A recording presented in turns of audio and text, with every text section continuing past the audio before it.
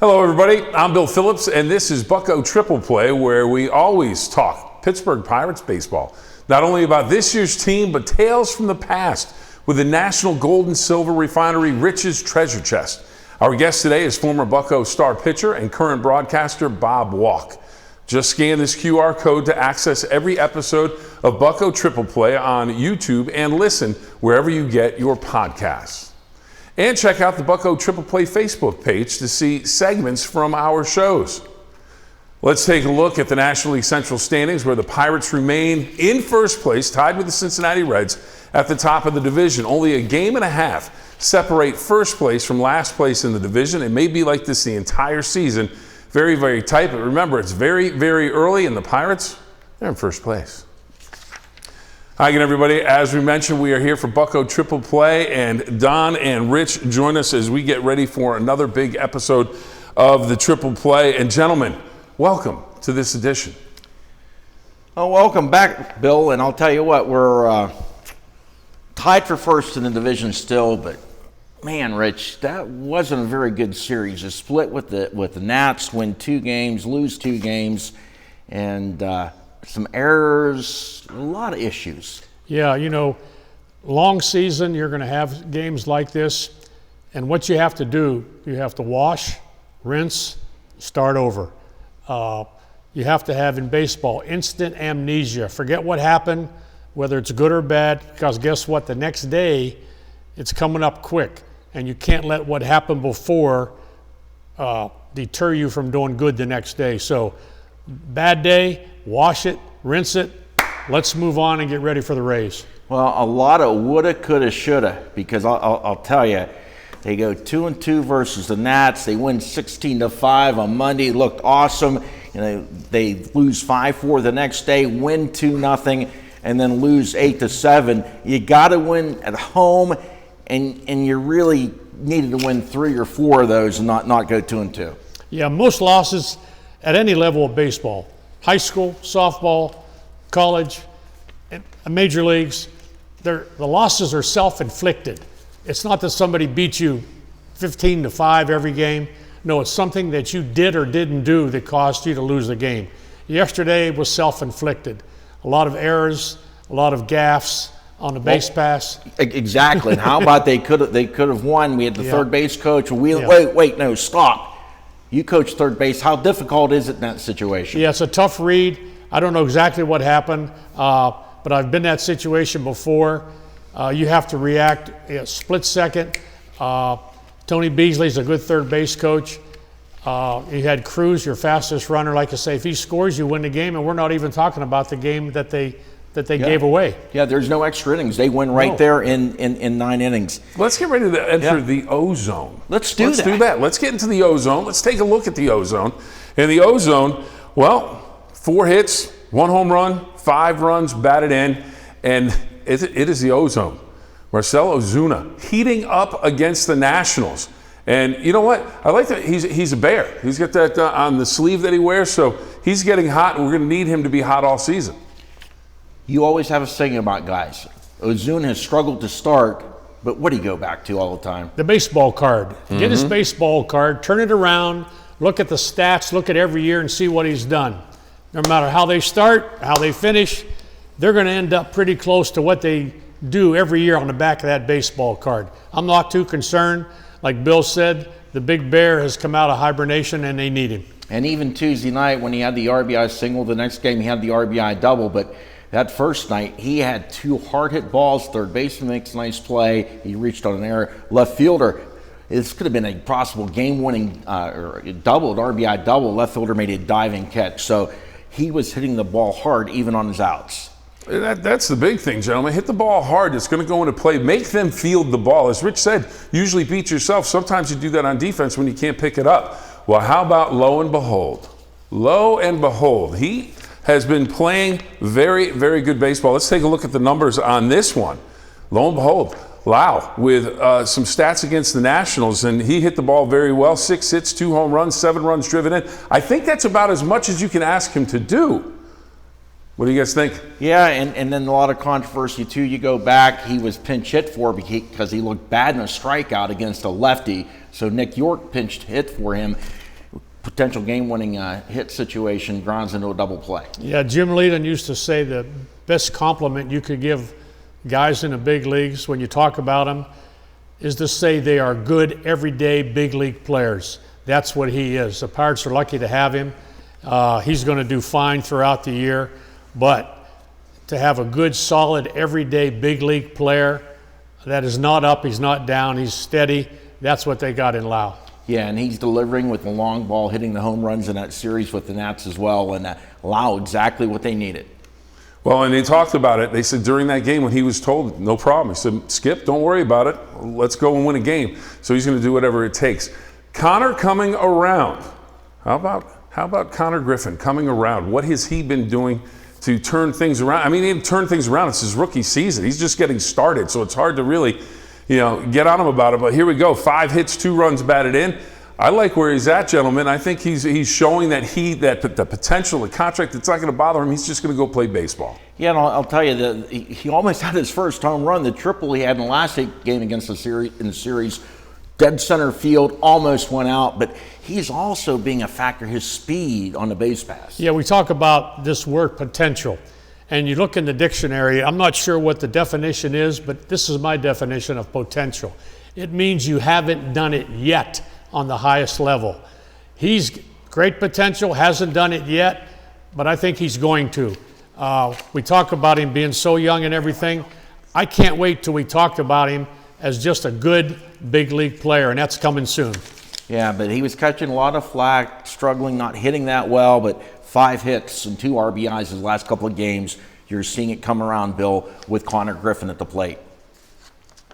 That is true indeed. What about the opener? What about Mason Montgomery and Carmen Mlodzinski?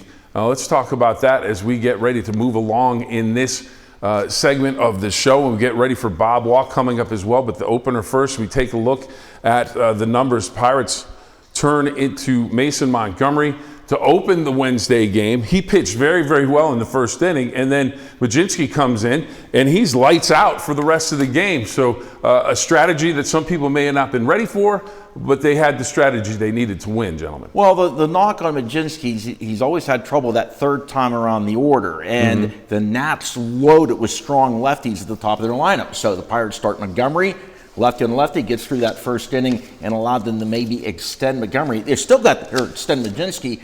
He's still got 6 innings, which is what they would normally get out of him. But overall, do you like using an opener, Rich? I'm not a big fan of it. I think a team, I can't remember who it was, maybe a year or 2 ago, they started to do this like on a consistent basis.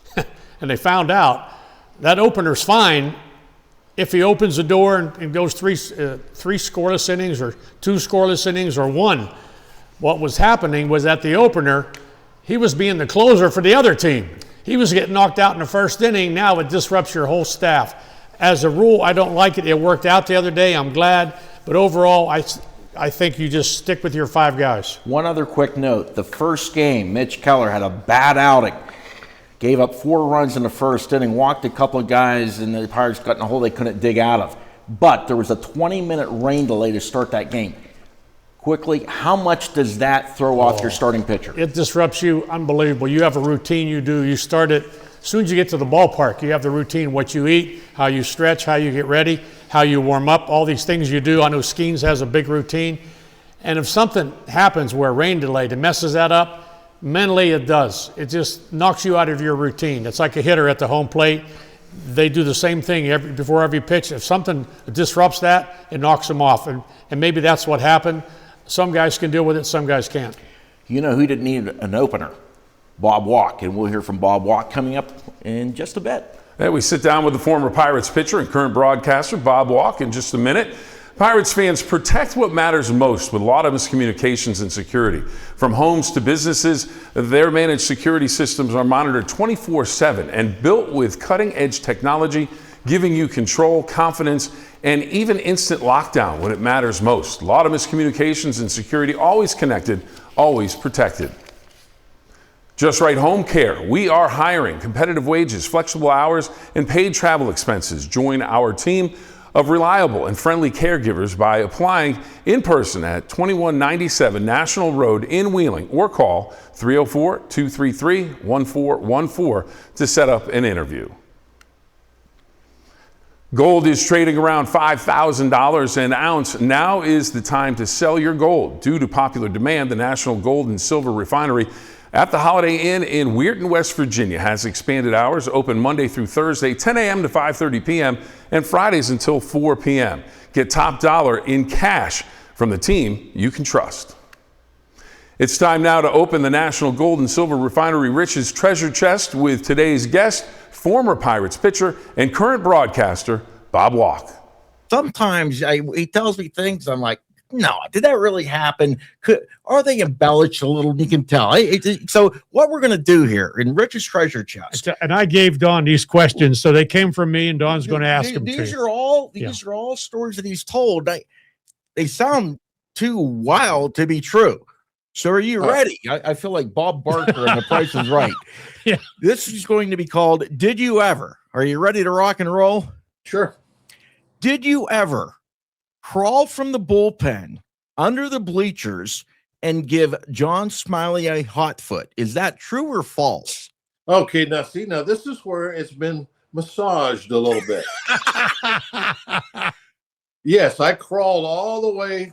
There's a little door down there in the bullpen. I crawled all the way down, and when you get down to where the dugout was, we didn't have a dugout. It was just a bench hanging on a wall on those movable bleachers that would kind of move around for football and all that stuff. So there was about maybe a 6-inch space down there where you could see the back of everybody's shoes as they're sitting on that bench. Now, and back in those days, you would actually take a Sharpie and write your number on the back of the shoes. So when the kids that were cleaning the shoes after the game, they knew where to put them back. So I found there was like an old wire coat hanger back there. And I saw number 57 shoes there, and I knew it's John. So I'm going, okay, I'm going to, because we always talk about is there rats back here and stuff. So I'm going to poke the back of his ankle, his sanitaries, his sock, with the sharp end of this coat hanger and see if I can get a reaction out of it. And sure enough, I would poke, and he'd raise his hand up and watch, and I'd poke it, and he'd do it again. Now I'm thinking about getting somebody else. I can't remember now who was sitting next to him. And I'm bending down right next to where you can look through that little space, and I'm poking with the sharp stick or whatever it was I got. And all of a sudden, I didn't realize what happened. It felt like somebody snuck up behind me and punched me in the face as hard as they could. I mean, pow! And I'm like, oh, what happened? It's like my jaw's hurting. And I look down, and there's a baseball sitting right there. And so they thought that maybe there was a rat or something back there that was going and nibbling at the back. I didn't know this. So when I poked it that last time, whoever it was, I don't know if it was John or one of the other guys, fired a baseball hard as they could underneath there. And they didn't know there was a person underneath there. They hit me right in the jaw. and so now I go crawling back out because I'm like dazed almost. I'm dirty as can be because it's so dirty and dusty back there. My white uniform that we used to wear every day back in those days is just a complete mess. And there's a big red spot on my jaw where the baseball just hit me. So did I do it? Yes. Was it a hot foot? No. It was an attempted. And go ahead. All right. So that's number one. This is good. Clarification. This is good. All right. National Gold and Silver Refinery Rich's treasure chest. Did you ever, Bob Walk, order a pizza from the bullpen during a game and go pick it up in the parking lot? No. This is really a good one, though, because it's like, yes, this happened, but the details aren't as good as they should be. Okay, this was very early on. Maybe this probably 86 at this time. 86. Don Robinson is our closer. So Donnie doesn't come down until about the 6th inning every night. And back in those days, they had all these temporary stands beyond the fence in Three Rivers that you could like move around, and they're really tall, and so what was the left-hander that pitched for us? Tall, very abbreviated windup, pitched for Atlanta, and Mac something. Larry McWilliams. McWilliams, yes. Yeah, yeah. So Larry and I, Mac, we would set traps for Donnie all the time. We would tie like strings across the bottom down. We'd find like cordage, and we'd tie them to like little cups of water and stuff way up high to where he would get in going down these little corridors where all these seats were. He'd be knocking stuff off onto his head and all these things. Just you do dumb. Obviously, you're probably seeing we do a lot of crazy stuff in the bullpen to entertain ourselves. So we're doing this. So we go down there to set our little traps and stuff. And one of the grounds crew had left one of those big Cushmans there. Well, Robbie, when he would come the back way through all the what used to be the offices, he'd come out a door that opened out. We pushed the Cushman up against that door so he couldn't get out, thinking now he's going to have to walk all the way back. Well, we didn't know he was going to bring us a pizza that day. So he's walking through all the offices who during the game, they're empty. There's nobody in the offices. And he has to go through about 4 or 5 doors to get down to the door that leads on down to the field. And these doors, unbeknownst to me, lock behind him. So he can open them up and go out, but he can't get back in. There's all security doors. So he's carrying his pizza and he's going through all these doors and they're locking behind him. He gets to the very last one and he can't get out to go to the bullpen because something is blocking his way. He's really mad now because he's carrying a pizza and he can't get out to give us this pizza into the bullpen. And he can't go back through the offices. He's locked out. There's only one other door he can go out, and it leads out into the outside the ballpark into the parking lot. So now he's going to have to walk through the parking lot in his uniform, his cleats, carrying his pizza to go down to where the main office door is to get into the ballpark. So he goes walking down there, and who comes out the offices? Mac Prine. You guys remember who Mac Prine was, right? He was our president. He was the president of the team. He comes out, and there's Robbie, our closer, walking through the parking lot, carrying a pizza and his cleats and his glove. And then he had to tell Mac what was going on. And so I don't know what that conversation was like. I never did hear. But anyway, to kind of tie things up here, by the time Robbie went back to the clubhouse, dropped off the pizza, and came through the dugout and walked up the field like he never does. And when he got there, Rich, you know how Robbie is. He's never been mad at anybody in his life. He's just happy-go-lucky, type guy. He was so pissed off. I have never seen anybody this mad. And he was a pretty big, strong guy. So, So Larry and I kind of like backed away from him and stayed away the rest of the game. He was so mad. And then later on, he kind of got a little bit better with it, told us the story, and then it became kind of a pretty good story and a good joke. Did you ever go to the top of the scoreboard at Wrigley Field in uniform and pop out of the scoreboard and wave to your manager, Jim Leland? 99% correct. Okay. But as I remember it, I may have waved down to Jim, but as I remember it, I was yelling because Van Slyke's playing center field and he could hear me. I was yelling at Andy. You were in the scoreboard. In the scoreboard, looking out one of them little holes where the numbers are. During the game. In uniform. Andy turned around and looked up because I kept yelling his name, and I don't know if he recognized my voice or what. He turned around and looked up at the scoreboard, and I waved out at him. So now the way I went up there was I ended up putting putting some. I put tennis shoes on, and I did have my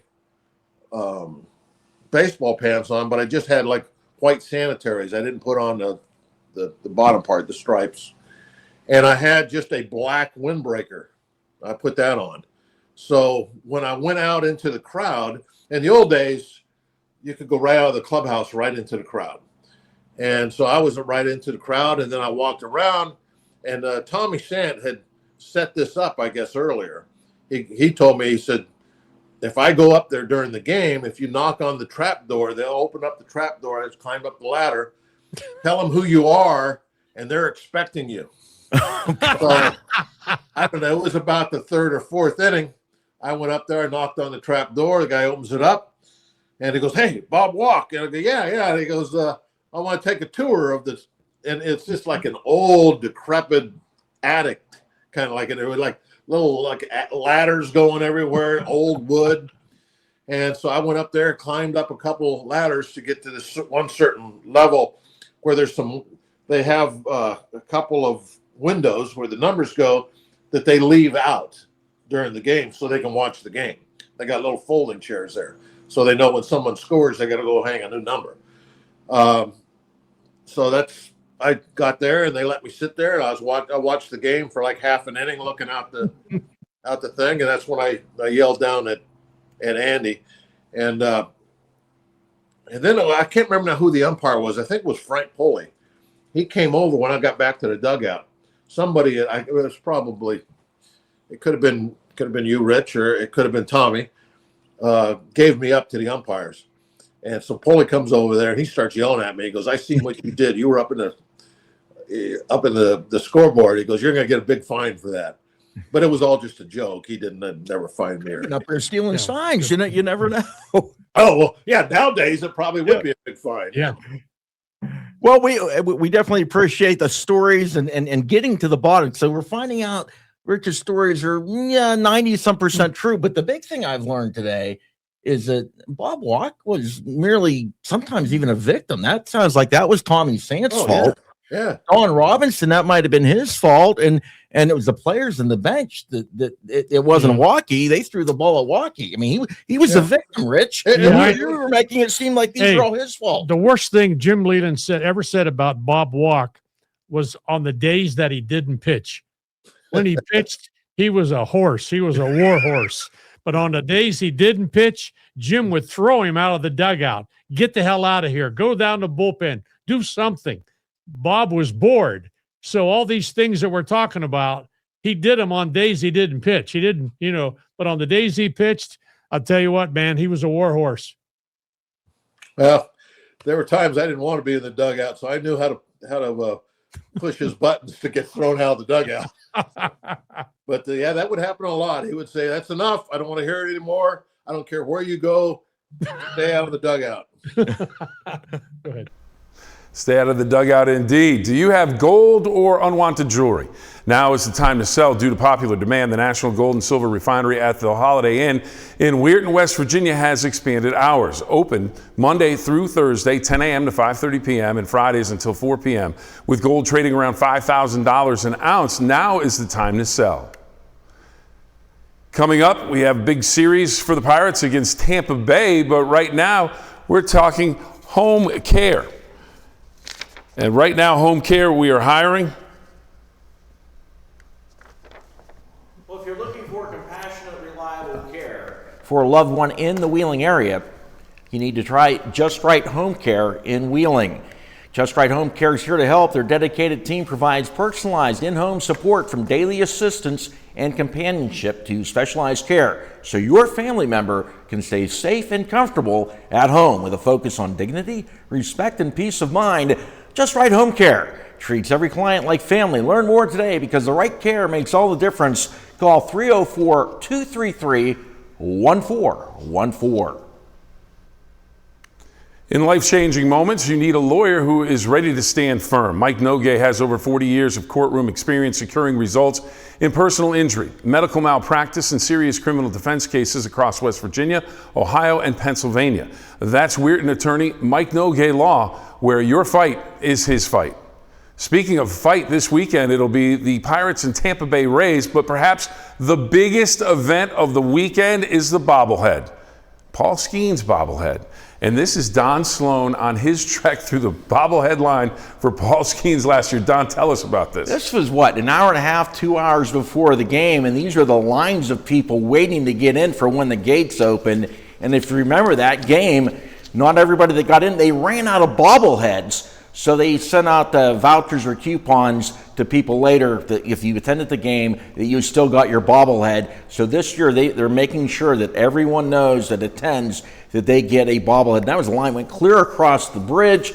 Incredible. And they'll have that same crowd Saturday when they play again for the next Paul Skeens bobblehead day. And Skeens will pitch. Let's look at the pitching matchups for the weekend. And here you go, the pitching matchup for the Saturday matchup. Or Friday matchup, pardon me. It is Nick Martinez and Bubba Chandler. Chandler 0-1 with a 3.86 earned run average. Martinez, a good earned run average. Winless so far, 0-0 on the season. Drew Rasmussen and the man that is the bobblehead, Paul Skeens. Skeens now 3-1, dropped that earned run average over a run this past week, and he'll get to start against Drew Rasmussen 1-0 with 1.13 earned run average. That's Saturday at 4:05. And then finally on Sunday, Mitch Keller 1-1 with a 2.8 earned run average. Game time on Sunday, 1:35. Now how about the hitters for Tampa Bay? In Tampa Bay, Yandy Diaz, 371, gentlemen, 371. That is simply outstanding. And that is a look at the matchup for the Pirates in Tampa Bay. Well, what about 3 up and 3 down? We have to get to 3 up and 3 down, and it seems like on 3 up, everybody went the same way on 3 up and 3 down. Here we go. 3 up. We all picked the original guys, so we defer to you, Bill. I'm going with Parker Messick of the Guardians. Took a no-hitter into the 9th inning the other night against the Orioles. He has a 1.05 ERA, 25 strikeouts in 25 innings pitched. He's been red hot. Rich? Yeah, mine is Shohei Ohtani. For all the fans out there, you're watching the modern-day Babe Ruth. We talked about openers and closers. In this game, he was the opener and the closer. He didn't even hit. This is this guy's going to be talked about in 20 years in the same breath that we talked about Babe Ruth. Now the guy that we all want, we deferred to Bill, we all wanted this guy. Mike Trout, 5 home runs in New York. He was simply outstanding. 4 games at Yankee Stadium, 5 home runs. Now, what about the down? I think you guys just gave that to me because I'm the rookie of the crew here so far. How about 3 down? 3 down, Don, who do you have? Well, the Reds and Giants. I watched every game in this series, and man, you talk about what they used to say, getting jiggy with it. They were getting chippy with it. The Reds and Giants, it seemed like every game they wanted to fight. Even the last out of the series, the pitcher was barking at the hitter, and the benches cleared and so forth. I see too much of that in college baseball. I don't want to see it in the big leagues. Yeah, my down, unfortunately, is the Pirates' defense of yesterday. Too many miscues, too many physical errors, a few mental errors. You can't do that if you want to be a contender, especially against a team that you should beat. I mean, let's face it, the Nationals aren't a contender, and you're playing them at home. You should be able to handle them. And Pittsburgh's pitching has to rely on good defense to keep that pitching at the top level. So the Pirates' defense for me. Billy? Well, I'll tell you what, I don't think you're going to get a lot of complaints from Pirates fans, but the New York Mets, 8-game losing streak, $350 million payroll, and they have been terrible. Now, that said, we're still very early in the season. They're 7-12. They win 3 games this weekend. They're back in, and everyone says they're going to be okay. But right now, the Mets look dreadful, and they spent $350 million to look that way this year in 2026. So we'll see if they can turn that around. That is 3 up and 3 down. Braves and Pirates, and here's a look at the schedule on Peacock. Braves and Phillies, that game, April 19th at 7 o'clock on Peacock, NBC Peacock. Angels and Royals, 7 p.m. April 26th on Peacock. Rangers at Tigers, 7 p.m. May 3rd, NBC and Peacock. Major League Baseball on Fox. Braves at Phillies, 7 o'clock in the evening, Saturday, April 18th. So enjoy that one. Tigers at the Reds, 7 o'clock Saturday, April 25th. And the Dodgers and Cardinals, 2 traditional powers, 7 o'clock Saturday on May 2nd.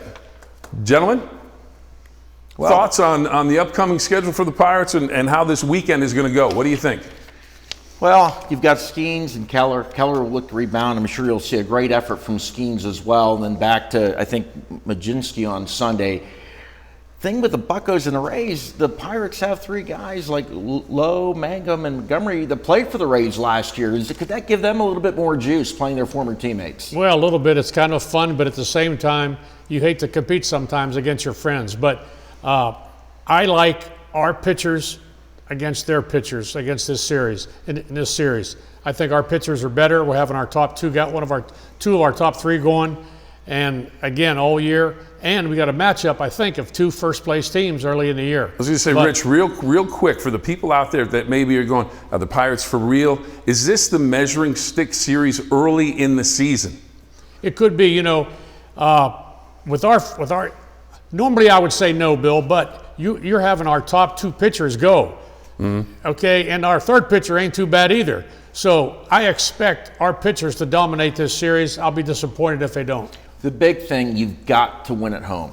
Absolutely. We talked about this before. You can't play 500 at home like we did this last series. You got to win 3 out of 4. You got to win 2 out of 3. That big word, if. It's a big word. If you want to be a contender, this is what you have to do. That's the formula for being a playoff team. Then they finally get a day off on Monday before they go to Texas to take on the Rangers. And this bullpen, that pitching staff, does need a day off. Well, can the Pirates take 2 or 3? Maybe sweep Tampa Bay? We'll find out. We'll be back next week to talk about it and much, much more. Until next time, everybody, I'm Bill Phillips. For Don and Rich, this is the Bucco Triple Play.